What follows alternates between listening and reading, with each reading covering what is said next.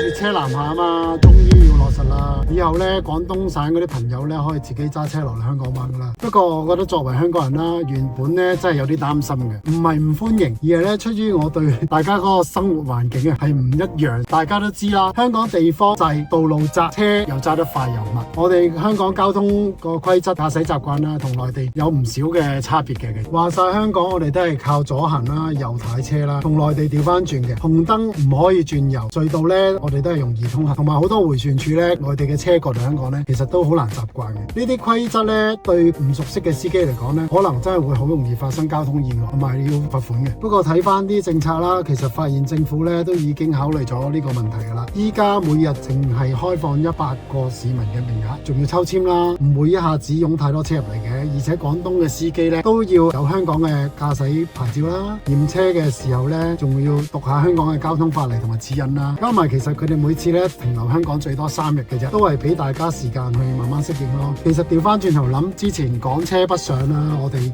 香港司機啊翻內地又係要適應右行駕駛，又唔係一樣有呢個過程啊，係咪先？兩地駕駛咧必然有佢嘅差異化嘅本身，但係大家我相信都好快磨合嘅，呢個其實都係一個歷史嘅見證嚟嘅。